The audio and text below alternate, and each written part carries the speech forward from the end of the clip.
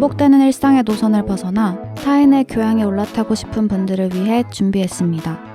본격 지식, 생각, 시선 투척 방송 개별 교양 환승센터 92회 괴담편 지금 시작합니다.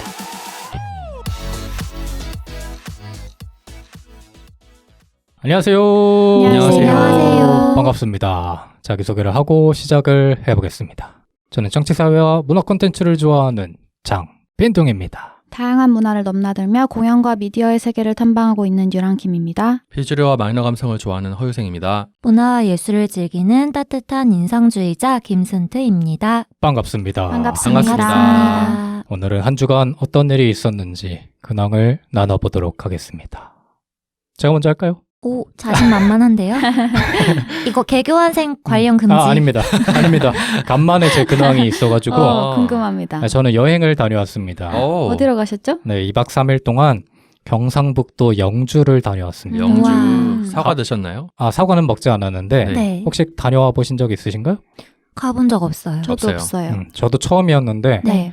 거기에 이제 부석사가 유명하다고 해가지고 그 무량수전이 있는 절인데 네, 그 책 있잖아요. 네. 무량수전 배을림 기둥에 서서. 기대서서. 네. 그 책을 보고 같이 가는 친구가 꼭 가고 싶다 그래가지고 함께 갔습니다. 근데 이제 제가 특이한 경험을 한 거는 네. 제가 거의 한 4, 5년이 넘는 시간 동안 항상 이동을 할 때는 특히나 1박 이상이면 무조건 노트북을 챙겨갔거든요. 네. 처음으로 노트북을 안 챙기고 한번 가봤어요. 그래서 쉬기만 하려고. 네. 근데 너무나 좋은 거예요. 그쵸. 네, 그래서 완전히 재충전을 하고 왔습니다. 좋네요. 네, 너무 좋았어요. 음. 가서 절에도 갔다 오고 네. 거기에 소수서원, 선비촌 이런 쉴 수 있는 구경할 수 있는 곳이 있더라고요. 네. 그런 데도 다녀오고 숙소에서도 좋은 숙소에서 머물고 이러다 보니까 제 눈이 조금 맑아진 것 같지 않습니까? 아닙니까? 한 번 더. 조금 더 쉬어야겠습니다. 소수서원이면 우리나라 최초의 사핵서원인데. 맞아요. 근데 사람이 아무도 없더라고요. 아, 그래요? 근데 조금 마음이 좀 그랬어. 왜냐면 가는 그런 관광지마다 다 거의 폐허가 되어 있는 거예요. 그래요? 그러니까 상가들이 다 닫고 가게들도 다 닫고 근데 심지어 이게 평일에 갔으니까 네. 주말에 열려나 싶어서 봤는데 닫은 지가 엄청 오래된 것 같은 느낌이 들더라고요. 아이고. 그래서 인구도 되게 적어지는 것 같고 관광객도 적어지는 것 같아서 한편으로는 좀 마음이 아팠습니다. 그렇네요. 그래서 영주 시민분들이 조금 더 힘내셔가지고 무슨 말을 하고 있는지 모르겠어요. 뭔 소리야? 어쨌든 좋았다. 맛있는 것도 많이 드셨나요? 맛있는 거 많이 먹고 영주 추천합니다. 좋네요. 근데 그게 너무 좋더라고. 그 도심이 아닌 곳에 조용한 느낌. 네. 근데 그런 거를 저는 서울에서만 살아서 거의 느껴보지 못했는데 네. 너무 좋더라고요. 서울 촌놈이셨군요. 네. 터미널에 도착하자마자 시끄러워가지고 서울은 맞아요. 적응이 잘 안 되더라고요. 여러분도 한번 다녀오시길 바랍니다. 네. 저도 여행을 갔다 왔는데 전 일본을 갔다 왔어요. 오세요? 언제 갔다 온 거야? 근데 거기서 네. 처음으로 지진을 겪어봤어요. 어디 가셨어요? 도쿄를 갔는데 도쿄. 밤에 자고 있는데 갑자기 새벽에 그 재난 문자가 온 거예요. 네. 그래서 그 재난 문자를 듣고 깼는데 그 1초 후에 땅이 흔들리더라고요. 맞아. 일본은 재난 문자가 오고 지진이 오잖아. 맞아요. 그게 너무 신기했어요. 근데 땅이 그렇게 양옆으로 흔들리는 거를 처음 겪어보니까 너무 당황스럽고 무서운데 그러니까. 더 무서운 거는 그때 어떻게 행동을 해야 될지를 모르겠는 거예요. 맞아요. 항상 책에서나 그런 안전 교육 같은 데에서 배웠다고 생각을 했는데 막상 그 일이 닥치니까 어디 책상 아래로 숨어야 되는 건지 밖으로 나가야 되는 건지 그런 판단이 잘 안 되더라고요. 네. 그래서 새삼 내가 이런 안전 문제에 굉장히 불감증이 있구나. 불감증이 있었구나라는 생각을 하면서 새로운 경험을 했습니다. 그래서 괜찮으셨어요? 네, 그냥 한 번만 흔들리고 다행히 끝났어요. 어디? 도쿄 갔다고요? 네. 재밌게 놀다는 왔어요? 네, 그거 말고는 너무 재밌게 놀다 왔는데 다행히 지진이 그렇게 크게 나진 않아서 그렇게 한번 겪어만 보고 끝났는데 나머지는 다 재밌게 놀다 왔습니다. 2박? 3박? 네, 3박하고 왔어요. 쥐도 새도 모르게 다녀오셨네요. 혼자 가신 거예요? 엄마랑 같이 갔다 왔습니다. 그렇군요. 두 분도 여행을 다녀오셨나요? 저는 텀블벅에서 네. 그 문제인입니다라는 영화 펀딩을 했었거든요. 네. 그래서 그 영화 펀딩을 했어가지고 네. 어제 시사회에 다녀왔습니다. 네. 그래서 메가박스에서 했던 문제인입니다 시사회 다녀와서 재밌게 영화를 보고 왔습니다. 그냥 다큐인가요? 네, 다큐멘터리. 음. 지금 어떻게 평상마에서 생활하고 계시는지 이런 것들을 현재의 모습. 네, 보여주시기도 하고 뭐 그간에 있었던 일들 봤는데 네, 뭐 뭉클하더라고요. 그럼 시사회 때도 오신 거예요? 그렇진 않고요. 그게 그 텀블벅 펀딩한 사람들만 모아놓은 시사회라 가지고요. 네, 지금 서점하고 계시니까 맞아요. 서점일 하고 계시지 않을까 싶기도 한데. 네. 네. 순뚜님은요? 저는 다이어트를 시작했습니다. 뭐 네. 대단한 일인 것처럼. 대단한 결심이죠. 그렇습니까? 네. 그래서 언행불일치의 삶을 살고 있습니다. 언제 시작했어요? 짜치는데요, 너무 그랑이. 지난주부터 네. 그 다이어트라는 게 살을 빼는 게 아니라 네. 좀 건강한 식단을 먹고 운동을 좀 더 하자라는 결심으로 건강한 다이어트네. 네네네 시작을 했는데 아무래도 일을 하다 보니까 네. 잘 안 되는 날들이 많더라고요. 제가 또 나름 다이어트 전문가거든요. 네. 중학생 때는 살 빼는 다이어트로 한 10kg를 빼봤고 그 후에도 저는 약간 식이 조절 이런 게 좀 잘 되는 편이어가지고 네. 어렵지 않게 했었는데 최근에 쉽지 않구나 이게 나이가 들어서 그런가 이런 생각이 들면서 고난을 겪고 있습니다. 네. 뭐 목표한 수치나 아니면 기간이 있는 거예요? 사실 저는 몸무게를 재지 않아요. 그냥 눈으로 보거든요.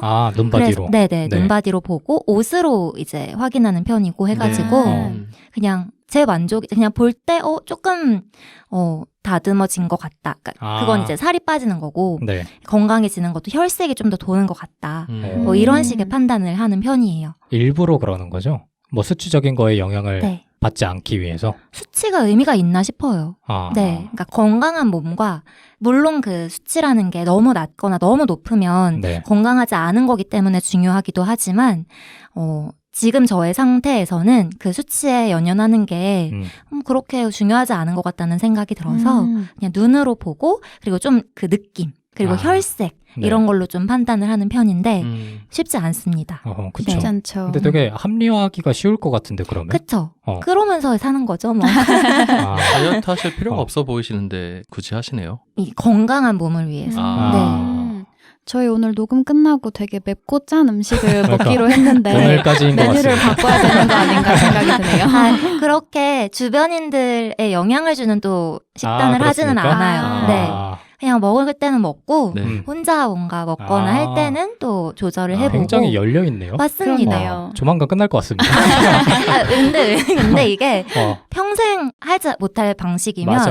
안 하는 게 낫다고 생각해서. 맞아요. 현명한 방법이죠. 맞아요. 그렇죠. 오히려 길게 가기에 좋을 것 같아요. 네네. 한 맞습니다. 한 달 정도 뒤에 한 번 더 네. 물어보겠습니다. 알겠습니다. 잘 되고 있는지. 네. 뭐 한 주 동안 다 잘 지내신 것 같은데 네. 근황은 여기까지 하고 저희는 오늘 괴담편의 마지막 에피소드를 다뤄볼 겁니다. 바로 유랑님께서 어마무시한 이야기를 준비하셨다고. 안녕하세요. 지금 본인 끝났다고. 제게 끝나가지고 다행입니다. 네, 어떤 안 이야기를 그래도- 준비하셨나요? 네, 안 그래도 오늘 에피소드를 준비를 하면서 굉장히 큰 의문을 하나 품게 되었는데 네. 저희가 도대체 빈둥님께 뭘 잘못했길래 이렇게 큰 시련을 주셨나. 그래서 저는 굉장히 즐겁거든요. 본인 거 끝났다고 아주 후련해 보이시지만 네, 아무튼 좀 힘든 시간을 보냈습니다. 유랑님이 방송 저희랑 함께 하신 이래로 네. 가장 큰 화를 내고 계십니다. 정말 힘들게 준비했나 보네요. 맞아요. 아무튼 그래서 오늘은 좀 네. 무서운 진짜 본격적으로 공포썰 이야기를 좀 해보려고 합니다. 그 중에서도 극장이나 뭐 방송국 이런 문화예술계에서 일어나는 일들을 이야기해보려고 해요. 네. 진짜 무서운 이야기. 귀신썰. 미쳤습니다. 그렇게 안 무서울 수도 있는데 네. 혹시 평소에 귀신썰 같은 거 좋아하시는 편인가요? 저는 되게 좋아하죠. 일부러 찾아볼 만큼 좋아하시는 거예요? 네. 개인적으로 귀신을 크게 무서워하진 않습니다. 네. 그렇기 때문에 더 재밌고 그거에 놀라는 사람들의 반응을 더 즐깁니다. 좀 변태 취향이시고 다른 분들은 네. 저도 귀신을 무서워하진 않는데 네. 그러다 보니까 굳이 찾아보지 않아요. 저랑 반대네요. 네. 그래서 귀신 얘기 중에서도 약간 인간의 이야기가 좀 섞인 그래서 생각할 그런 거리가 있는 그런 귀신 얘기들은 좋아해요. 예를 들어서 여고괴담 시리즈 중에서도 수작으로 평가받는 작품들에는 네. 인간 세상의 그런 현실들을 보여주는 것을 가미해서 수작으로 평가받는 편들이 있는데 그런 이야기들은 좋아하는 편이고요. 그냥 귀신 이야기만을 위한 귀신 이야기는 즐기지 않아요. 네. 하긴 예전에 순트님께서 다뤄주신 공포영화 에피소드에서도 네. 진짜 귀신이 나오는 것은 많지 않았잖아요. 네, 많지 않았어요. 네. 그런 식의 취향이시고. 저는 그 이미지화된 귀신은 별로 안 좋아하거든요. 자꾸 날 깜짝깜짝 놀래켜가지고 싫어하고 대신 듣거나 말하는 건 되게 좋아해요. 네, 다른 사람들이 해주는 귀신 이야기 혹은 내가 해주는 귀신 이야기를 다른 사람이 듣는 모습 이런 것들은 되게 좋아하는. 그러니까 귀신이라는 이미지 자체는 찾아보는 거는 즐기지 않는다. 안 좋아해요. 네. 그래도 나름 공포 이야기 매니아 분들이 두 분이나 계시네요. 기대하고 있습니다. 아, 네. 유랑님은 어떠세요? 일본에서는 그래서 그 공포 얘기를 하면서 자기 둘러싼 촛불을 하나씩 끄는 그런 놀이가 있대요. 오, 무섭다. 방 안에서 네. 자기 등 뒤에 촛불을 앞에다 촛불을 켜놓고 네. 무서운 얘기 하나 하고 촛불 끄고 이렇게 하는 그런 문화가 있다더라고요. 그거 꺼지면 어떻게 중간에? 그게 촛불을 끄면서 그게 결계가 돼가지고 그 방을 귀신이 못 들어온대요, 실제로. 지켜주는 거야. 왜냐면은 보통 우리가 귀신 얘기를 하면은 귀신이 그걸 좋아한다잖아요. 네. 맞아요. 그래서 귀신이 그 얘기를 듣고 있대요, 같이. 아. 그래서 뭐 하여튼 그런 재밌는 문화가 있더라고요. 그래서 나도 해보고 싶다 이런 생각 했었어요. 하나 킬까요? 살까요? 불 끄고 한번. 유랑님은 좋아해요? 저는 귀신 썰을 별로 좋아하지는 않습니다. 너무 그래? 무서워요. 그래서 힘들었구나. 네, 너무 무서워요. 자꾸 생각나더라고요. 네. 저는 아직도 유치원 때였나? 초등학교 때 본 서프라이즈? 서프라이즈에서 본 장면들이 아직도 생각이 날 정도로 굉장히 무서워합니다. 그래도 유랑님은 서프라이즈셨군요. 아. 저 네. 때는 토요 미스테리. 그렇죠. 토요 미스테리까지 이야기 가야죠. 속으로 뭐 이런 거. 너무 무서운 거예요. 네. 그래서 평소에 그렇게 선호하는 편은 아니지만 뭐 네. 수련회 때라든지 이렇게 사람들 많이 모여있을 때 듣는 거는 맞아, 재밌더라고요. 맞아. 그럼 빈둥님이랑 유생님은 좋아한다고 하셨으니까 네. 좀 기억에 남는 인상적인 귀신 썰 같은 거 있으신가요? 저는 실제로 네. 경험해본 적이 있어요. 아 진짜요? 진짜요? 네. 저도 있어요. 아, 그래요? 네. 먼저 하실까요? 아니요, 먼저 하세요. 제가 먼저 합니까? 저는 그 극장에서 오랫동안 아르바이트를 해가지고 네. 극장에서 아르바이트를 하면 보통 청소를 할 때 해당 영화관에 혼자 들어가요. 네. 뭐 같이 들어가는 날도 있지만 대부분은 관객분들이 다 빠져나오고 거기서 혼자 청소를 합니다. 근데 극장이 상영관이 다 꺼지고 불을 끄면은 되게 어두워요. 네. 생각보다. 네. 그래가지고 거기 혼자 있으면 엄청 넓은 공간에 혼자 있는 거기 때문에 소리도 아무것도 안 들리고 누가 야! 그러면 엄청나게 놀랄 수밖에 없는 그런 상황이란 말이에요. 네. 근데 제가 일했던 영화관에서는 특정 상영관에 귀신이 있다라는 얘기가 있었어요. 그래서 거기는 절대 늦은 시간에 혼자 청소를 하지 말라라는 게 그냥 뭐 아르바이트생들 사이에서 우스갯소리로 있었단 말이죠. 네. 근데 저는 다른 공간에서 근무를 했기 때문에 거기를 갈 일이 없어서 거의 거기를 청소해 본 적이 없는데 네. 어느 날 우연히 거기를 혼자 청소를 하게 된 거예요. 근데 근무를 한 기간이 엄청 오래되다 보니까 그런 괴담 같은 것들은 다 까먹은 상태였어. 근데 들어갔는데 네. 혼자 청소를 하다가 이상한 소리가 자꾸 들리는 거야. 근데 극장에 네. 팔걸이를 수동으로 내리게끔, 수동으로 올리게끔 되어 있었어요. 저희는 청소 매뉴얼이. 네. 네. 그런 것들을 다 올리고 제가 청소를 하는데 그 소리가 난 쪽을 보니까 다시 그게 내려가 있는 거예요. 그냥 내려간 거 아니에요? 내려가면 소리 난 거 아니에요? 그러니까 그 소리가 아니라 삐걱하는 소리가 아니라 사람의 말소리가 들리는 거예요. 너무 무서워. 내려가는 소리가 말소리 같았던 거 아니에요? 나 내려간다. 그래서 이러고 내려가는 거 아니에요? 무섭잖아. 네. 무슨 소리였는데요? 아, 내려가는 소리네. 내려가는 소리네. 아, 그만해요. 표정 맹구 같아요. 그래서 가서 네. 다시 올렸어, 팔걸이를. 네. 그리고 나머지 청소를 했는데 또 또 내려가네. 또 내려가 있는 거야. 진짜 무섭다 근데. 내려가는 소리 같다. 그래서 무섭잖아요. 네. 일단 후딱 그쵸, 끝내고 혼자 했을 때 나왔어. 그럼. 근데 그러다가 네. 그걸 또 까먹고 있다가 네. 한 번은 영화관에 전체 정전이 있었던 날이 있어요. 네. 근데 정전이 있으면 그 상영관에 들어가서 안내를 해야 돼. 근데 하필 저보고 거기를 가라는 거예요. 근데 그때 갑자기 그 이 소리가 생각나는 거예요. 네. 제가 어떻게 했는지 아십니까? 어떻게 하셨어요? 옆에 있는 친구를 보냈습니다. 그게 제일 무섭다. 여자인 친구를. 야, 거기는 너가 가도 될 것 같은데? 그래가지고 그 친구가 이제 가게 그 친구는 됐다라. 몰랐어요? 그 친구는 모르죠. 훌륭한 인성에 이런 무서운 소질하시네요. 인성 정말. 이 사람이 제일 무섭다니까. 하나 더 해도 됩니까? 네. 네. 재밌네요. 저는 군대에서 방송을 트는 역할을 했었어요. 네. 벌써 무섭다. 근데 방송을 네. 저 때만 해도 수동으로 틀어야 됐기 때문에 저는 일반 병사들과 다르게 독립된 공간에서 일을 했어요. 네. 그러니까 독립된 공간에서 생활을 했는데 생활을 하는 공간이 사무실이었기 때문에 네. 사무실 건물에서 다 같이 오전 오후에 일을 하다가 다 생활관으로 퇴근을 해요. 네. 근데 저는 거기 혼자 남아서 그 큰 건물에 남아서 밤에 방송을 틀고 아침에 방송을 틀어야 되기 때문에 남아있던 거예요. 네. 근데 제가 잠드는 방송실이 혼자 잘 수 있는 공간이기 때문에 되게 좁은데 방송 기계들이 엄청나게 많아요. 네. 그거를 끄고 켜고 노트북에서 음악을 켜야지 전체 생활관에 방송이 틀어진단 말이에요. 근데 어느 날 특정 시간에 방송을 켜지도 않았는데 방송을 켰다고 연락이 오는 거예요. 네. 근데 제가 만지지 않으면 그건 켜질 수가 없어요. 그래서 저는 켜지 않았습니다. 한번 확인해 보겠습니다. 하고 했는데 안 켜져 있는 거야. 그러니까 뭔가 이상한 거예요. 네. 네. 아, 뭐 착각했겠지 하고 다시 잠을 자려고 그러는데 또 전화가 오는 거야. 미쳤냐고. 왜 자꾸 켜냐고. 오, 무서워. 저는 켜지 않았습니다. 라고 하고 혹시나 몰라서 뭐 사무실 같은 데도 돌아보고 네. 누가 장난치나 이런 걸 확인해 봤는데 아무도 없는 거예요. 다시 돌아가서 방송실로 가서 방송 기계를 확인하려는데 방금 전까지만 해도 다 켜져 있던 게 모든 시스템이 다 꺼져 있는 거예요. 오, 너무 무서워요. 켜져 있는 건 빈둥님이 확인하셨었어요? 확인하고 주변에 누가 있나 한번 확인해 보러 갔는데 그 없던 사이에? 거죠. 근데 전화벨이 또 울렸습니다. 네. 또 켰다고. 오, 지금 진짜 꺼져 무서워. 있는데? 네. 그래서 제가 그날 어떻게 했는지 아십니까? 어떻게 하셨어요? 아니 저는 진짜 켜지 않았습니다. 하고 사무실로 가서 불 켜고 TV 켜고 잤습니다. 그랬을 것 무서워가지고. 같아요. 그거 진짜 무섭다. 진짜 무섭다. 그럼 그 방송을 들은 사람이 전화 건 사람 말고도 있었던 거예요? 그래서 다음날에 물어봤죠. 네. 네. 없다는 거야. 방송 그럼 켜진 그 줄 알았다고? 사람만 들은 그 거예요? 사람만 들었다는 거예요. 그럼 그 사람이 지금 좀 피곤해서 뭐 잘못 그렇거나 들은 거. 잘못 주작의 들었거나. 냄새가 약간 살짝. 사실 조금 가미했습니다. 저거 너무 재밌어하는 것 같아서. 아주 흥미진진합니다. 한 80%만 사실이고, 한 20%는 가미했는데, 뭐가 20%인지는 얘기 안 하도록 하겠습니다. 들어갈수록 조금 이상하는 했더니. 그렇죠, 그렇죠.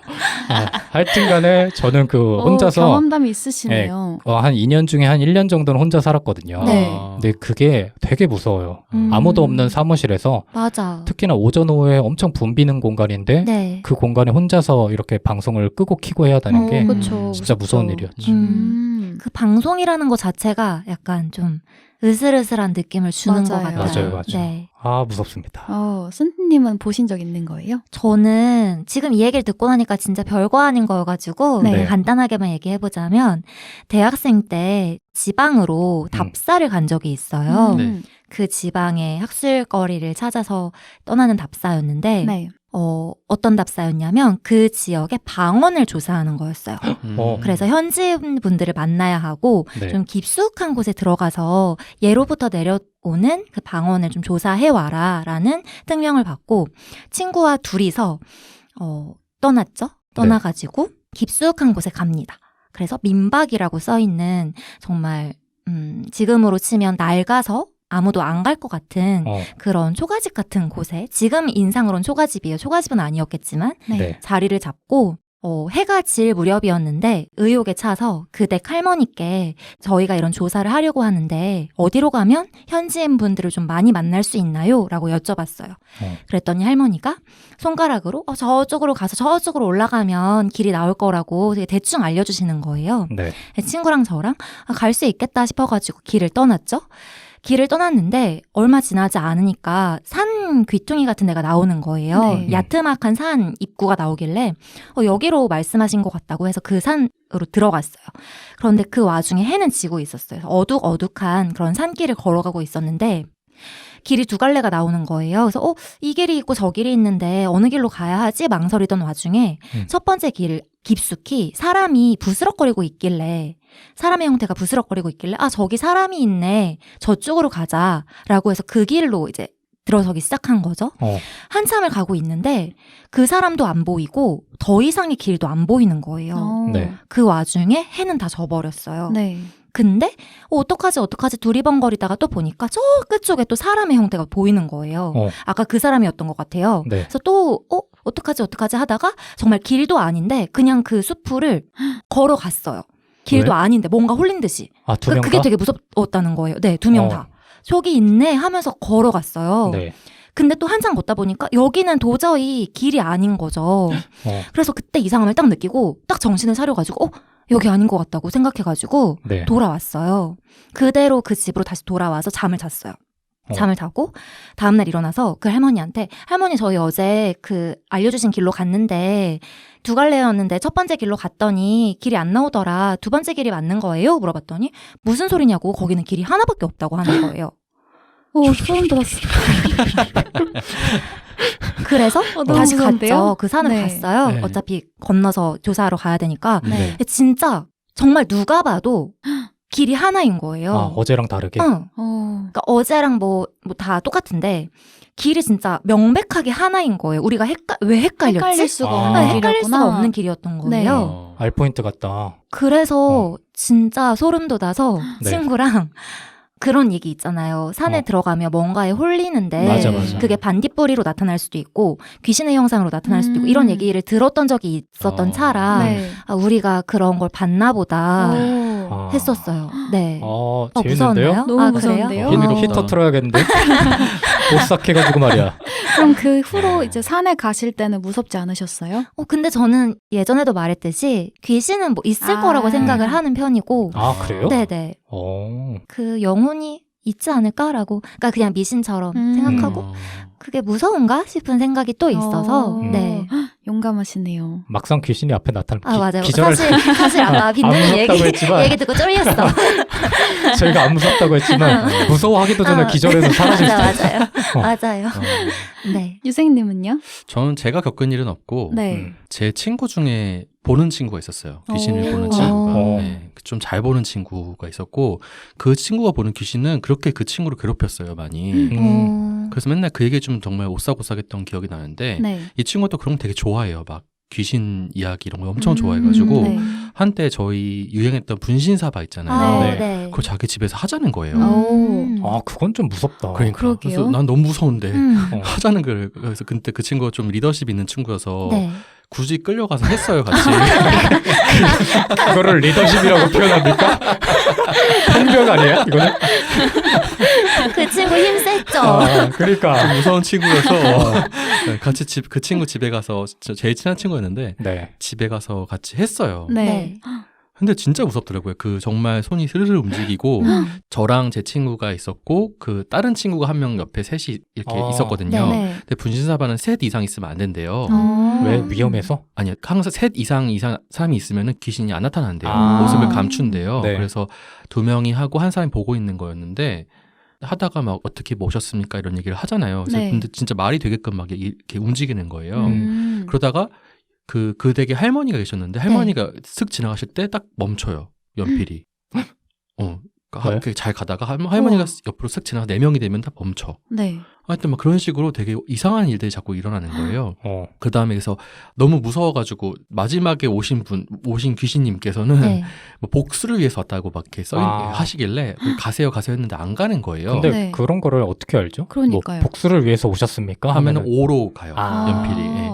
그 연필을 누가 들고 있는 거예요? 둘이 같이 잡고 같이 있어요. 잡고. 네. OX로 이렇게 해놓고. OX가 있고 기역부터 뭐 히읗까지 아부터 뭐 이렇게 해가지고 그게 연필이 그렇게 말을 만들게 가더라고요. 그러면 그 친구분이 움직인 거 아니에요? 손? 모르게 나는 분명히 힘을 빼고 있었어. 귀신이 한국어랑 영어를 둘 다 할 줄 아는 그렇네요. 거예요? 근데 저 분신사바 해봤거든요. 네. 제가 움직였어요. 그래요? 전 모르겠어요. 하여튼 그 친구가 그치. 움직였을 수도 있는데 하여튼 그 친구도 약간 신기가 있는 친구니까 맞아. 그렇네. 그런 다음에 안 가겠다고 한 다음에 연필 탁 떨어뜨리는 거예요. 네. 그래서 그거를 이 친구가 해서 이거 빨리 태워야 된다 그래가지고 네. 아파트에서 태우려고 나가니까 막 바람이 너무 많이 부는 거예요, 밖에. 네. 그래서 아파트 복도에서 태우자 했는데 복도에서 그 도화지에 내 양 꼭지점 있잖아요. 네. 모서리 네 군데다 불을 붙였는데 이 도화지가 막 뱅글뱅글 도는 거예요. 너무 심하게 팽이처럼 막 도는 거예요. 보통 종이를 불태우면 이게 스르르 하고 이제 네. 타잖아요. 네. 근데 이게 막 돌아가지고 좀 놀랐던 기억이 있어요. 오, 다들 너무 어마어마한 썰들을 가지고 계신데요. 오늘 이러다가 끝나는 겁니까? 그렇습니다. 너무 무서운 썰들을 많이 갖고 계셔서 제가 준비한 썰들이 너무 보잘것없게 느껴지긴 하지만 한번 풀어보도록 하겠습니다. 네. 저도 직접 겪은 건 없고 네. 이제 검색을 하다가 알게 된 것들이 많았어요. 어. 근데 이제 대부분 극장이라든지 방송국, 녹음실 이런 곳에서 일어난 사건들을 위주로 검색을 해봤습니다. 네. 그래서 제가 들은 썰을 공유를 해드리자면 어. 이거는 제 지인이 직접 겪은 건데 근데 오늘 네. 저희 녹음하고 있는데 막 이상한 소리가 들어가고 그러지 마세요. 어? 일부러 집어넣지 마세요. 편집하다가 좀 손을 쓸 수도 있습니다. 네. 아무튼, 들어봅시다. 네. 네. 이거는 이제 극장에서 일어난 썰입니다. 그 극장 맨 위층에 보면 네. 그러니까 극장의 좌석의 맨 끝에 보면 오퍼레이터석이 있어요. 네. 음향이라든지 조명 같은 기계를 누르는 석인데 네. 거기에서 이제 공연 중에 오퍼레이터 분이 공연을 보고 계셨대요. 근데 무대 조명기 쪽에 귀신이 앉아 있더래요. 그래서 뭔가 형태가 보이길래 귀신인가 보다 하고 계속 시선을 피하고 네. 다른 생각을 하고 있었대요. 근데 계속 거기서 조명기 하나가 흔들리더니 네. 귀신이 계속 앉아 있는 거예요. 네. 그래서 그분이 이게 뭐지? 하면서 너무 무서웠던 거죠. 하면서 계속 피하고 다른 생각을 하고 다른 곳을 보고 이러고 있었대요. 그러다가 갑자기 귀신이 사라졌대요. 네. 그래서 이제 갔나 보다 했는데 왜 나 피해? 하면서 그 오퍼레이터 석 바로 앞에 미쳤다. 귀신 얼굴 딱 나타났다는 거예요. 그래서 너무 놀랐다라는 그런 썰이 하나 있었습니다. 끝으로 갈수록 자신이 없어요. 이게 약간 그거 같다. 예전에 무한도전에서 하하가 했던 썰 아세요? 공포썰? 몰라요. 막 귀신 보는 거? 영화 보고 있는데 네. 두 귀신이 있었던 거예요. 네. 여고생 귀신 같은. 막 얘기를 수다 떨고 가고 있었대요. 네. 네. 그 하하가 근데 막 TV를 보고 있었대요. 네. 안 본 척 하려고. 음. 근데 약간 눈이 자꾸 마주치잖아요. 그래서 네. 야, 쟤 우리 보나 봐 이렇게 했다는 얘기가. 오. 그게 정확한 워딩이 네. 제가 기억하는 거는 하하가 이렇게 눈이 마주쳤대. 근데 못 본 척을 이렇게 노력하고 있는데 네. 갑자기 그 친구 중에 한 명이 야 잠깐만 쟤 지금 나랑 눈 마주친 것 같은데? 맞아. 라고 딱 했다는 거야. 오, 무서운데요? 근데 그게 한낮이었대. 그 썰이 갑자기 떠올랐어. 그럼 맞습니다. 하하도 귀신을 보는 거예요? 하하가 봤는지 하하 친구가 봤는지 모르겠는데 하여튼 막 그런 귀신 괴담이 있었어. 극장에서 사실 이런 일들이 굉장히 자주 일어나요. 그 조정석 배우 아시죠? 네. 그분이 예전에 뮤지컬을 하던 때에 공연장 건물에서 귀신을 봤던 적이 있었대요. 네. 이제 저녁 공연을 기다리면서 대기실에서 잠을 자고 있었는데 갑자기 청소하시는 미화원 어머니가 오셔서 깨운 거예요. 네. 그래서 그분이 추우니까 들어가서 자라, 밖에서 자지 말라 하면서 어떤 공간을 손가락으로 가리켰대요. 네. 근데 그 공간이 사람이 도저히 들어갈 수 없는 되게 작은 공간이었던 거예요. 그래서 조정석 배우가 뭐지? 약간 이런 거를 잠결에 느꼈던 거예요. 근데 나중에 알게 된 건 그 건물을 지을 때 사고 때문에 청소를 하시던 미화원분이 2명이나 사망을 했다는 거예요. 그래서 그 사실을 알고 되게 소름이 돋았다라는 이야기를 방송에서 하신 적이 있어요. 그래서 확실히 공연장은 좀 무서운 곳이구나라는 생각이 들더라고요. 무서워 거기가. 맞아요. 좀 음산한 그 기운이 있고 네. 어둡다 보니까. 제가 네. 그 아까 군대에서 방송을 켜는 역할을 했다 그랬잖아요. 네. 근데 또 하나 역할을 해야 되는 게 그 강당을 관리를 했어야 됐어요. 근데 군대의 강당이니까 엄청 넓어. 몇백 명이 들어가는 강당이라서 엄청 넓고 거기도 빛이 하나도 안 들어오게 설정을 할 수가 있어요. 뭐 영화도 보고 이래야 되니까. 네. 근데 어느 날 또 거기 청소를 하고 있는데 그 유랑님이 말씀하신 그 오퍼레이터석이 강당에는 2층에 있어요. 네. 청소를 하는데 누가 자꾸 불을 켜는 거야. 무대에. 네. 근데 아래서 이렇게 2층을 쓱 바라보면 그 유리창이 있어가지고 누가 있는지가 다 보여요. 네. 근데 분명히 저 혼자 있었단 말이죠. 근데 후임이 장난치나 보다 하고 딱 쳐다봤는데 아무도 없어. 이건 한 40% 섞었습니다. 뭐야? 장난해요 지금? 방송이 장난이야. 근데 얘기 들으니까 갑자기 그때 기억이 네. 나가지고 무서운 그것도 되게 것입니다. 무서워요. 맞아요. 근데 이게 네. 이질적이잖아요. 그 음. 무대라는 공간도 그렇고 맞아. 저는 대학 때 연극 동아리에서 그거를 관장하던 역할을 한 적이 있어요. 아. 그 오퍼레이터석에서. 네. 근데 그 마차름이 내는 기계가 내는 마차름이 내는 그 이상한 소리들이 있잖아요. 맞아요. 그게 되게 기분을 이상하게 만드는 그런 것들이 있어요. 맞아요. 무섭죠. 그래서 혼자 앉아서 방금 빈두님이 물론 허위 사실을 섞으셨지만 60%는 진실입니다. 네. 그 기계들을 만지고 있으면 그 기계에서 나는 소리들이 무서움을 주기도 하거든요. 맞아. 네. 그리고 예전에 페어 때 네. 페어 에피소드에서 유생님이 말씀해 주신 것처럼 늘 사람이 많은 공간인데 그 공간에 사람이 나밖에 없으면 맞아, 맞아요. 거기서 오는 공포심이 음. 굉장합니다. 맞아요. 그래서 생각난 썰 하나 또 있는데 네. 네. 방송인 김지민 씨가 한 귀신 썰 이야기가 있는데 네. 이것도 아. 들려드리려고 해요. 코미디언 김지민 네, 씨. 맞아요. 그 KBS 별관이 거기가 되게 음산하고 좀 공포스러운 분위기가 있다고 합니다. 네. 네. 근데 하루는 이제 김지민 씨가 화장실에 갔다고 해요. 근데 화장실이 두 칸이 있었는데 처음 들어갔을 때는 두 칸이 모두 없었대요. 그러니까 두 칸이 모두 비어 있었대요. 네. 네. 근데 쓰고 나왔는데 한쪽이 닫혀 있는 거예요. 네. 그래서 그냥 그 사이에 누가 들어갔나 보다 이렇게 생각을 했던 거죠. 그래서 이제 화장실을 나가려고 하는데 그 안쪽에서 어디가 이런 목소리가 들린 거예요. 그래서 네. 그래서 당연히 스타일리스트나 뭐 네. 아는 지인인 줄 알고 나 먼저 나가 있을게 이렇게 대답을 한 거예요. 그래서 이제 나갔는데 스타일리스트가 복도에 있는 거예요. 네. 그래서 뭐지? 해서 다시 화장실 안으로 들어갔는데 두 칸 다 비어 있는 거예요. 변기 안으로 들어갔나? 딸려 들어갔나? 빨간 귀신 줄 빨간 귀신인데. 해리포터예요? 빨간 귀신 줄까? 어디 갔지?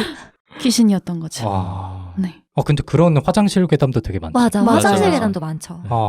야자할 때 말이죠. 네. 고등학교 때 맞아, 저희 맞아. 학교는 야자를 했는데 저희도 했어요. 밤에 화장실을 가면 그렇게 무서워요. 맞아, 아. 무서웠어, 맞아. 그 아까 전에 말씀하셨던 것처럼 방송국이나 이런 곳은 사람이 사실 되게 많은 곳이잖아요. 네. 근데 그런 데에서 사람이 없는 곳은 유독 더 음산하게 느껴지는 게 그쵸, 있는 맞아. 것 같아요. 그리고 아까 그 빈둥님께서 말씀하신 거랑 좀 비슷한 이야기이긴 한데 네. 이제 또 투니버스 성우 귀신 썰이 있습니다. 네. 투니버스에서 이제 애니메이션에 더빙을 하잖아요. 네.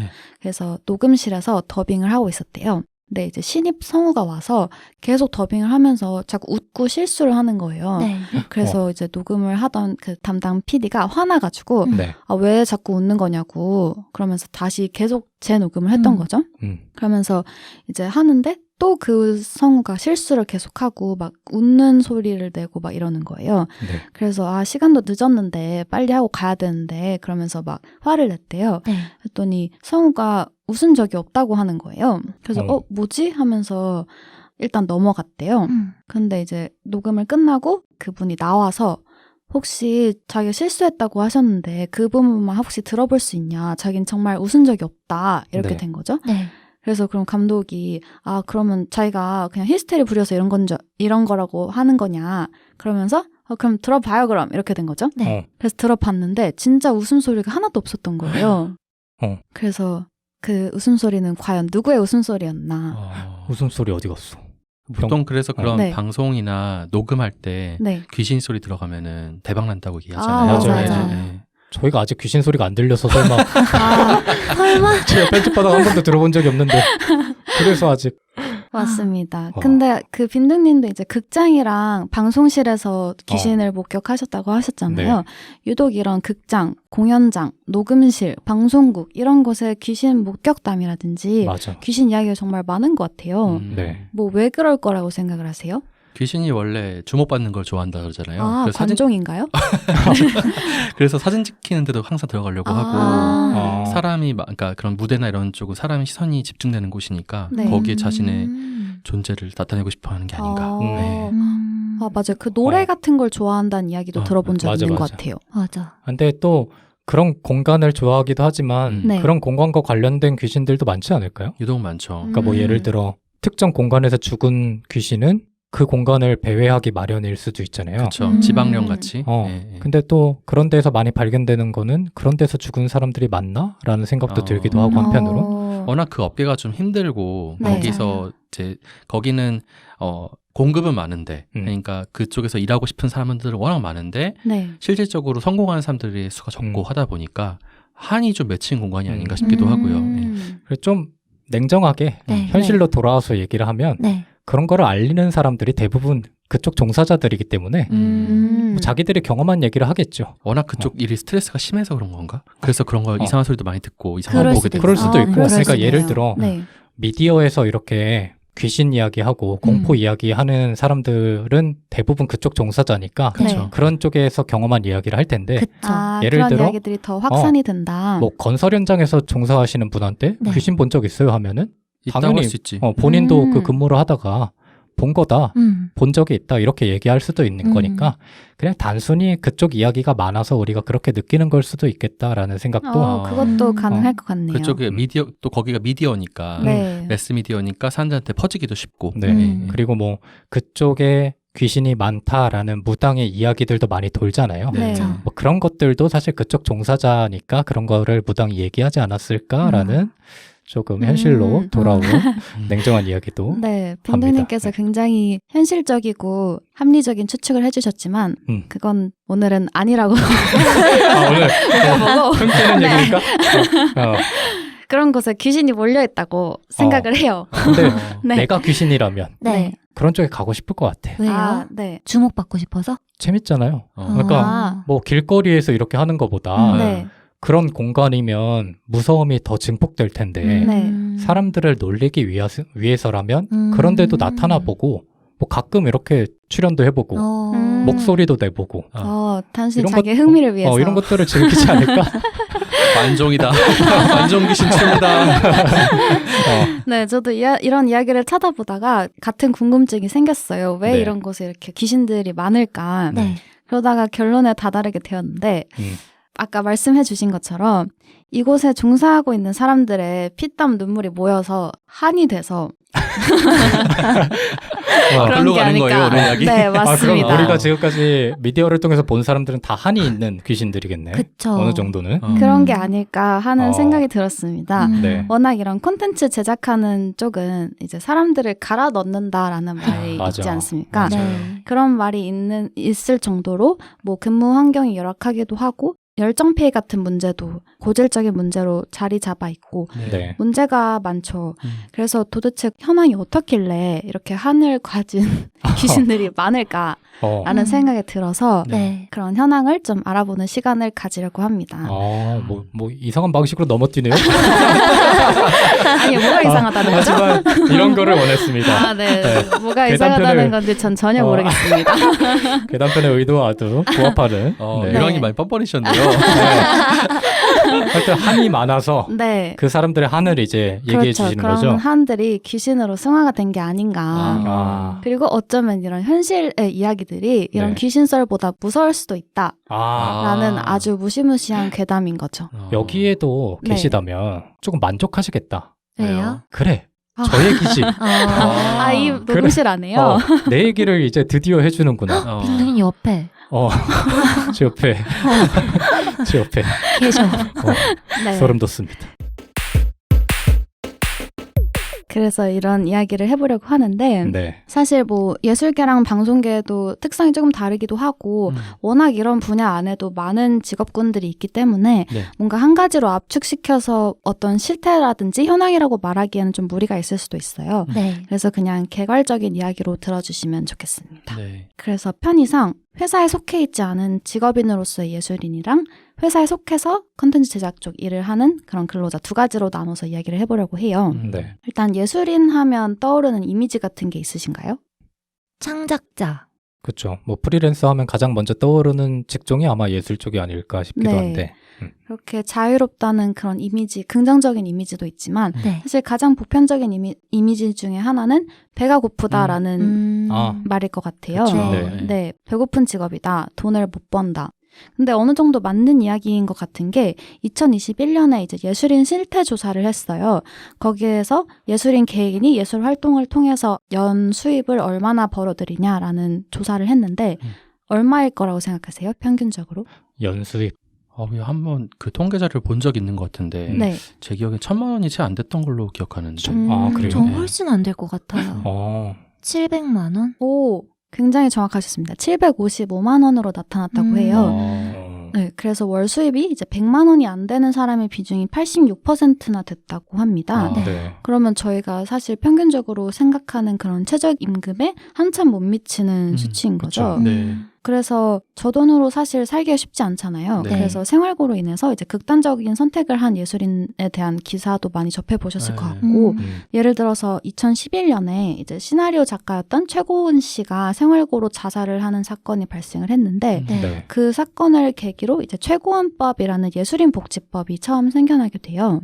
이 법은 예술인을 직업적으로 권리적으로 이제 보호를 해주기 위해서 만들어졌고 네. 또 복지 지원을 통해서 예술인들이 더 창작 활동을 원활하게 할 수 있게 만들어진 법이에요. 그 안에 사업들이 여러 종류가 있는데 예를 들어서 예술인 같은 경우에는 제도권의 금융 서비스를 누리지 못하는 경우가 굉장히 많습니다. 네. 예를 들어 뭐 대출을 못 한다든지 이런 네. 문제가 있는 거죠. 맞아요. 네. 그래서 이런 곳에서 뭐 생활 안정 자금을 마련을 해준다든지 네. 낮은 금리로 자금을 대출해준다든지 이런 사업도 진행을 하고 있고요. 네. 또 예술인 같은 경우에는 프리랜서가 많다 보니까 4대 보험의 혜택을 볼 수 없는 경우가 많아요. 그래서 그런 사람들을 위해서 산재보험을 가입시켜준다든지 뭐 고용보험을 지원을 해준다든지 이런 제도들이 있고요. 네. 그리고 계약서를 작성하지 않고 일을 하는 경우가 빈번하게 발생을 했고 하더라도 좀 부당한 계약서를 작성하는 경우가 많아서 계약의 당사자들이 모두 대등한 입장에서 공정한 계약을 할 수 있게 표준 계약서를 개발한 그런 사업을 진행을 하고 있습니다.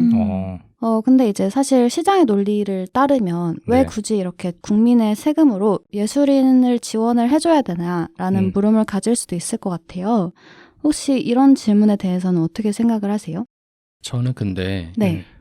제가 뭐 경제 쪽에도 관심 있는 사람으로서 생각하는 건데 네. 국민의 세금을 뭐 어디다 쓴다라고 하는 거에 대해서 마치 국민이 투자로서 뭔가 세금을 내고 그거를 호혜적으로 뭐 조금 상황이 안 좋거나 이런 사람들한테 베푼다는 그런 생각을 가지고 있는 자체가 굉장히 천민자본주의적 발생이라고 생각하거든요.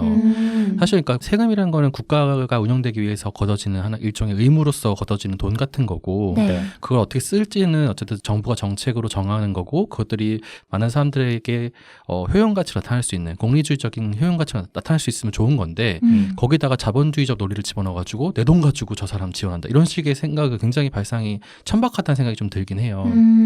그러면 그 격가지의 질문으로 그 효용 가치가 발생하는가에 대해 생각해 보는 건 좋은 접근이 아닐까요? 그 효용 가치라는 것도 네. 예술이란 건 특히나 어떤 한 나라의 문화적인 소프트 파워를 보여주는 거기도 하고 네. 단시간에 발생하는 게 아니잖아요. 그것들이 네. 누적돼 가지고 어느 순간 국격이 올라가거나 아니면은 많은 사람들이 문화적으로 향유할 수 있는 컨텐츠가 많아지는 거고 네. 그런 의미에서 봐야 되는데 마치 당장 나올 수익도 없는데 투자하듯이 금융적으로 생각하는 것 자체가 굉장히 문제라는 생각이 많이 들거든요. 예. 근데 물론 네. 그거를 우리의 세금을 왜 거기다 쓰냐라는 입장은 당연히 상식적으로 말이 안 되는 논리겠지만 네. 유생님이 말씀하셨다시피 일부 그런 제도를 문제 삼는 사람들의 시선은 또 이런 방향도 있거든요. 예술인이라고 해서 꼭 그렇게 사회적으로 보장을 받아야 되는 건 아니지 않느냐.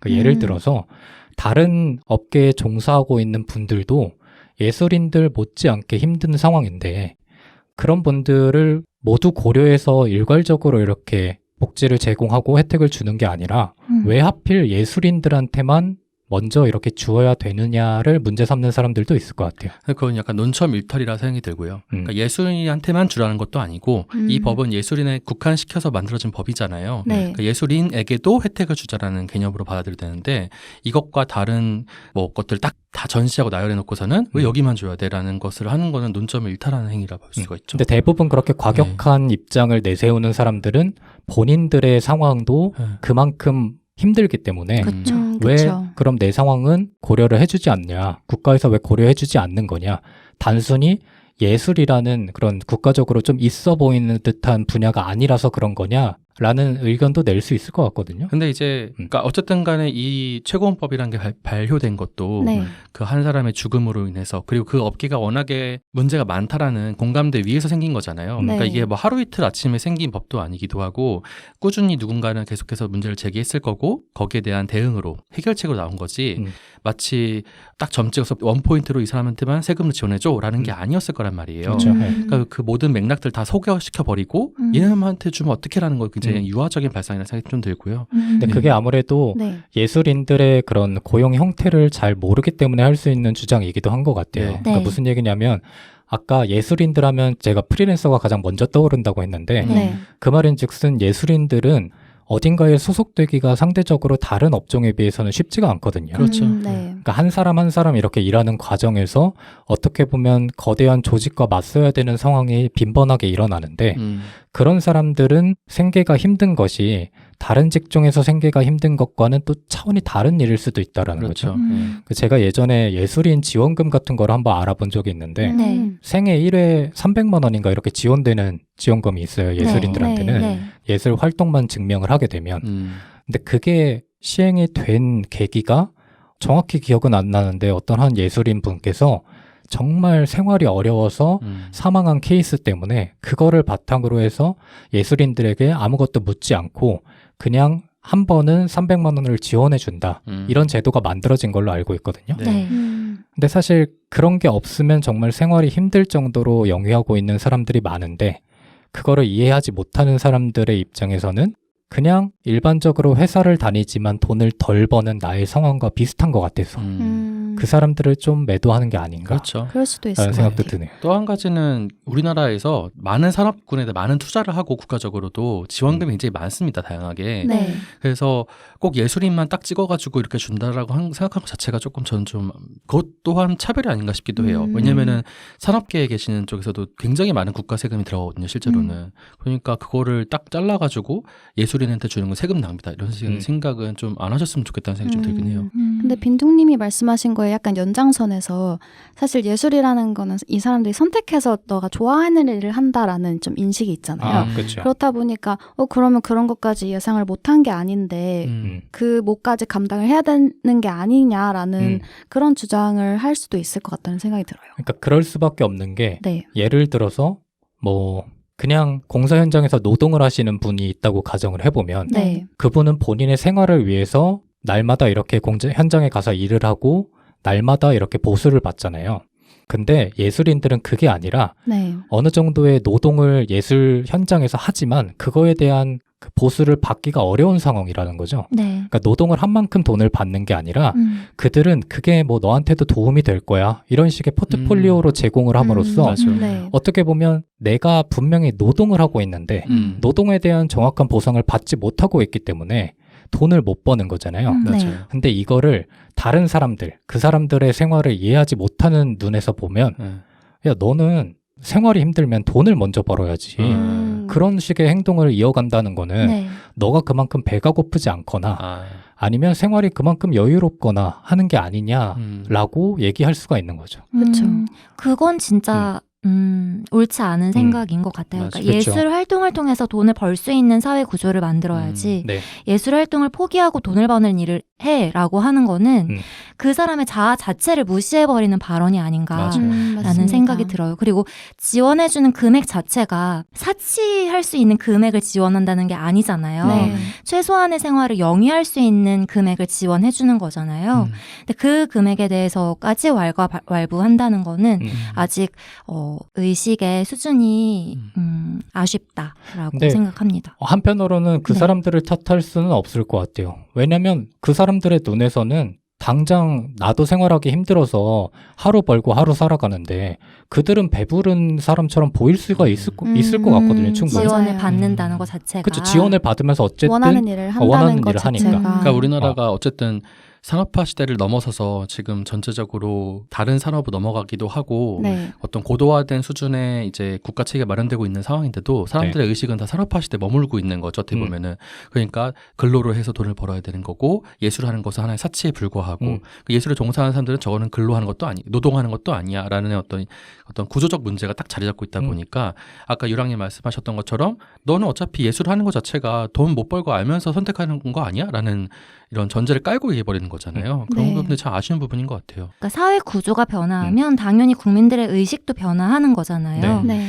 그러니까 그 예술인들을 바라보는 시각 자체도 편견을 가지고 바라보면 안 될 것 같다는 맞아요. 생각이 들기도 하고요. 맞습니다. 사회 구조도 당연히 같이 네. 변화해야 한다는 그쵸. 생각도 들어요. 그리고 합당한 일을 해서 합당한 돈을 받지 못하는 모든 사람들, 그러니까 예술인뿐만이 아니라 내가 정당한 일을 하고 이만큼의 일을 했는데 그에 상응하는 대가를 받지 못하는 모든 사람들을 위해서 사회 구조가 다 같이 변화해야 맞아요. 되는 거는 맞는 말인 맞아요. 것 같아요. 그 네. 주변에 관련 종사자들이 많아서 얘기를 들어보면 가끔 놀랄 때가 있어요. 어쩔 때 놀라냐면 야근을 당연하듯이 해요. 밤을 당연하듯이 새고 네. 그리고 쉬는 날이 거의 없어요. 네. 그 스케줄도 본인들이 못 정해. 그럼 저랑은 약속을 잡을 수가 없잖아요. 네. 네. 한번 물어보죠. 특히나 초년생일 때는 아니 근데 그거 문제되는 거 아니야? 돈은 제대로 받아? 물어보면 아니라는 거야. 근데 왜 사람들이 버텨라고 물어보면 그러지 않으면 여기서 살아남을 수가 없고 이거를 문제 삼거나 하면 그 시장이 너무 좁아서 여기서 일을 할 수가 없다라는 거예요. 그러다 보니까 문제가 있는 걸 알죠. 근데 그게 초년생 때만 잠깐 가지는 생각이고 위로 가면 갈수록 오히려 윗사람들한테는 오히려 그런 환경이 더 편할 수도 있는 거잖아요. 그치. 그렇죠. 그러다 보니까 계속 악순환이 반복되는 거죠. 그러니까 정당한 노동을 했는데 보수를 제대로 받지 못하는 환경이 있고 나아가서 그 사람들을 벗어난 다른 사람들의 눈에서는 그게 노동이 아니라고까지 치부되는 상황까지 벌어지니까 그쵸. 좀 한이 많을 수밖에 없을 것 맞아. 같다는 생각이 들어요. 그 맞아요. 옛날에 그 예전에 몇 년 전에 혼술남녀 네. 제작진 한 분이 맞습니다. 돌아가시는 사건이 있었잖아요. 맞습니다. 그것 때문에 한번 여론이 확 들끓었었는데 네. 이 구조적 문제가 바뀌기 위해서는 어쨌든 간에 여론의 어떤 감시와 그리고 사람들의 인식 변화가 먼저 촉발돼야 되지 않나 싶기도 하거든요. 예. 맞습니다. 사실 아까 두 분이 말씀해 주신 거에 연장선으로 사실 원래 그렇다라는 말이 되게 문제 제기를 하기 어렵게 만드는 말인 것 같아요. 네. 오랜 기간 동안 이런 형태로 이어져 왔다고 해서 변화가 필요하지 않다는 말은 아닌데 네. 그런 변화에 좀 보수적으로 운영되고 있는 것 같다는 생각이 들었습니다. 네. 하지만 앞에 패널분들이 말씀해 주신 것처럼 예술인에 대한 지원은 이루어져야 된다고 생각을 해요. 문화예술이라는 게 한 개인의 것이 아니고 사회 전체의 것이기도 하고 네. 예술인들이 그런 문화예술의 전반적인 향상에 되게 주도적인 역할을 하고 있잖아요. 네. 그런 차원에서 시장의 논리로만 가져갈 수는 없는 부분이 확실히 있는 것 같다는 생각이 들었습니다. 네. 특히 해외에서는 이런 지원이 더 활발하게 이루어지고 있는데 프랑스 같은 경우에는 비자발적으로 실업 상태에 놓인 이런 비정규직 예술인에게도 실업보험 제도를 통해서 지원금을 지원해주고 있다고 해요. 네. 그리고 독일 같은 경우에는 사회보험법이 있어서 네. 일반 근로자들이랑 동일하게 의료보험이나 연금 같은 사회보험에 의무적으로 가입을 하게 하고 그걸 지원해주는 활동을 하고 있다고 합니다. 이제 앞에서는 프리랜서 형태로 예술인 활동하시는 분들에 대해서 이야기를 했고 네. 이제는 이제 기업의 울타리 안에서 콘텐츠 제작을 하는 근로자들에 대해서 이야기를 해보려고 해요. 저희 패널 분들도 어떤 형태로든 일을 하고 계실 텐데 본인의 근로 환경은 어떻다고 생각을 하시나요? 저는 사실 혼자 하기 때문에 네. 조직 안에서 하는 사람들의 이야기가 좀 배부른 소리 하고 있네라고 느끼는 경우가 많은데 그것도 제 편견이겠죠. 그들도 그들 나름대로 분명히 고충이 있을 거고. 지금 말씀해주신 것처럼 본인의 근무 환경에 100% 만족하는 사람은 없지 않을까라는 생각이 네. 들어요. 맞아요. 저의 근무 환경을 보면 제가 이 일을 한 지 꽤 오래됐는데 초반에 비해 지금 좀 나아진 편이에요. 네, 나아진 편이지만 아직도 변화하지 않는 부분들이 또 있고 그리고 그런 부분들은 목소리를 모아서 개선을 위한 움직임을 내야 한다고 생각을 하는데 네. 예술인들도 다시 예술인들 얘기를 하자면 계속해서 목소리를 내야 하는 것 같아요. 근데 안 내왔을까요? 그거는 아닐 거 아니에요. 그러니까 내왔겠지만, 그러니까 끊지 않고 굴하지 않고 주변에 뭐 사람들이 예술인 복지법에 대해서 뭐라고 하든 그런 목소리에 굴하지 않고 본인들의 권리를 위해서 계속해서, 그러니까 지금 뭐 목소리를 내온 것처럼 맞아요. 내야 하는 것 같고, 그리고 사회는 그 목소리를 좀 들으려고 노력을 해줘야 하는 것 같고, 제가 말하고 싶었던 거는 이 근로 환경에서 바뀌기만을 바라면 안 된다는 말을 하고 싶었어요. 그러니까 그냥 구조가 바뀌겠지. 구조가 먼저 바뀌면 우리의 환경이 나아지겠지라는 생각을 하면 안 된다는 말을 하고 싶었던 게 제가 지금 있는 근로 환경에서 구성원들이 그렇게 목소리를 내는 것 같지 않아요. 그래서 변화하지 않는 부분이 분명히 있다고 생각을 해서 네, 그 말을 하고 싶었습니다. 저는 뭐 근로 환경이 나쁜 기업에서 일을 하고 있지 않아서 네. 사실 좀 뭐 배부른 소리일 수도 있을 것 같다는 생각이 들긴 하는데 그런 생각을 많이 해요. 저도 그렇고 제 주위 친구들, 사기업 다니는 친구들도 그렇고 이런 식으로 일하는데 이게 돌아간다고? 이런 얘기 많이 하잖아요. 네. 이따위로 이런 시스템 안에서 이게 굴러간다고? 근데 이게 아무 문제도 없어 보이게 굴러간다고? 이런 얘기 많이 하거든요. 네. 그러니까 사실 어떻게 보면 아까 유랑님께서 말씀하신 거랑 결이 비슷한데 관행적으로 쭉 했던 것들을 하면은 큰 문제 없이 잘 굴러가는 것처럼 보일 거라 생각을 해요. 그 어쨌든 그 업계가 좁기도 하고 굉장히 마이크로하게 들어가면은 한 업계는 이제 좁잖아요. 다 아는 사람들이고 다 대부분 연결되어 있는 사람들이고 그러니까 지금까지 해왔던 대로 잘 하면 되겠지라고 생각하지만 그 안에서는 꾸준히 내부적으로 문제가 누적될 거라 생각이 들거든요. 그런 것들이 아까 말씀하셨던 한 예술가의 어떤 스스로 목숨을 끊는 이런 비극적인 일들로 나타나기도 하고 그러니까 이런 누적된 일들이 자꾸 발생하고 문제가 끊임없이 외부로 드러나야 그래야 바뀌는 게 아닌가 싶기도 하거든요. 그러니까 센터님께서도 말씀하신 것처럼 목소리를 내라라는 것들도 굉장히 중요한 일이겠죠. 근데 이게 참 보수적인 사회다 보니까 우리나라가 특히나 그래서 내부적인 일들이 끊임없이 누적되고 그런 것들이 사회적으로 시선이 집중될 만큼의 어떤 폭발적인 사건이 있어야만 자꾸 문제가 되는 게 아닌가 싶기도 해서 안타깝기도 하네요. 근데 제가 종사하고 있는 업종을 뭐 짧게나마 다양한 거를 체험해 봤거든요. 네. 뭐 기업의 규모도 그렇고. 네. 근데 그럴 때마다 환경이 바뀔 때마다 느끼는 게 그 안에서만 경험한 사람들은 그것만이 정답인 줄 아는 거예요. 그렇죠. 근데 더군다나 예술계는 아까도 말했다시피 굉장히 폐쇄적이잖아요. 자기들 내에서만 이렇게 돌아간단 말이죠. 만에 하나 그 윗자리에 그 예술계에서 늘 종사한 사람이 아니라 다른 업종에서 누군가 이렇게 스카웃돼서 그 자리에 오면 저는 오히려 문제가 해결될 수도 있을 거라고 생각을 해요. 아예 다 외부적인 시선이 그쵸. 필요하다는 말씀이시죠? 근데 이제 그 집단 안에서는 제가 뭘 알아? 제가 우리의 사정을 뭘 알아? 라고 이렇게 배척을 하겠지만 오히려 그런 폐쇄적인 공간에서 외부 인사가 들어왔을 때 안에서 골마지고 있는 문제가 해결될 거라고 생각하는데 어쩌면 문화예술계에서 이렇게 일이 반복되고 있는 거는 너무나 폐쇄적인 집단의 성격의 영향이 크지 않나. 예를 들어서 자연스럽게 아래서부터 위로 올라간 문화예술계 종사자들은 물론 안 그런 사람들이 더 많았으면 하지만 나도 어릴 때 저렇게 했으니까 당연히 저렇게 하는 건데 저거를 가지고 문제 삼으면 우리 현장에서는 일 못해, 일 못 돌아가 이런 식으로 여기는 사람들이 분명히 존재할 거란 말이죠. 그렇기 때문에 문제가 해결되지 않는 것 같아서 어쩌면 그 쓴트님이 말했다시피 목소리를 내는 것도 중요하고 뭐 다른 환경을 변화시키는 것도 중요하지만 너무나 그 안에서만 해결하려고 하는 자세도 좀 위험하지 않을까라는 생각도 들어요. 봉준호 감독이 기생충 찍으실 때 맞습니다. 52시간 다 지켜가시면서 네. 다표준 계약서 쓰고 하셨다고 하잖아요. 네. 그러니까 영향력 있는 한 사람의 어떤 결단이 충분히 전 변화를 만들어낼 수 있다 생각이 들거든요. 맞아요. 맞습니다. 그리고 그 출연료도 그 배우분 중에 이제 드라마나 영화 촬영을 하실 때 본인의 출연료를 깎아서라도 이제 말단 출연자까지 출연료를 챙겨주는 그런 기사를 본 적이 있어요. 근데 그게 챙겨주는 개념이 아니라 마땅히 그렇게 돼야 될 일이라고 그렇죠. 생각을 네. 하거든요. 네. 그러니까 그런 것들이 계속해서 그런 일들이 일어나야 되는 것 같아요. 네. 그러니까 봉준호 감독의 일화도 그렇고 네. 쓴트님이 말씀해 주신 일화도 그렇고 최근 들어서 기사화되기 시작하잖아요. 네. 네. 봉준호 감독이 처음으로 그렇게 한다는 뉴스가 뜨자마자 굉장히 좀 기분이 이상했거든요. 그쵸. 아니, 마땅히 해야 할 일을 이게 왜 기사로 떠야 되나 그치. 라는 느낌이 들면서 네. 맞아요. 얼마나 그런 사례가 없었으면 네. 이런 생각이 드는 거예요. 그래서 유생님처럼 영향력 있는 한 사람이 나서주면 바뀌겠다라는 생각이 당연히 들었죠. 한편으로는 안 될 것 같은데 이거? 라는 생각이 더 드는 거예요. 그러니까 이게 그냥 기사화되고 좀 이슈가 되고 이런 것들이 이러다 끝날 것 같은 거야.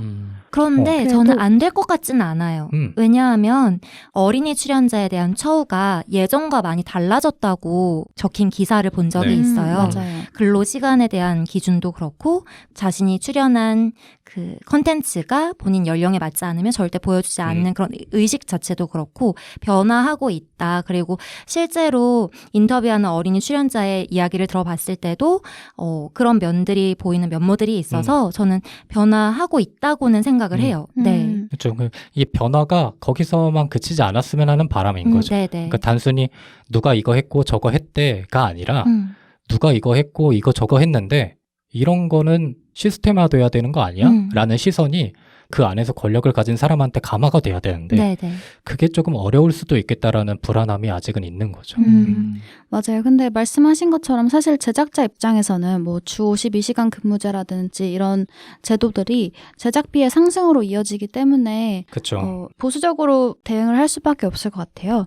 근데 이제 봉준호 씨도 그런 문제에 대해서도 좋은 의미의 제작비 상승이다라고 말씀하신 적이 있어요. 네. 그동안에는 이제 어쨌든 이분도 감독으로서 갑의 위치에 있기 때문에 자신의 예술적 판단 때문에 사람들의 근로 시간이나 일의 강도가 세지는 거에 대해서 부담을 느끼고 있었는데 이러한 제도들을 통해서 조금이라도 정상화되고 있다라는 생각을 하셨다고 그렇게 인터뷰에서 밝힌 적이 있더라고요. 네. 그래서 아직 갈 길이 멀지만 그리고 저희 4명끼리도 어떻게 그 발전을 해야 될지에 대한 생각이 갈리는 것만 봐도 그 방법에 대해서도 이제 뭐 통일된 의견이 나오지는 않은 것 같지만 네. 그래도 확실히 이런 제도가 마련이 되고 논의가 발전이 되면서 점진적으로 개선되고 있는 부분들이 굉장히 많다고 느꼈어요.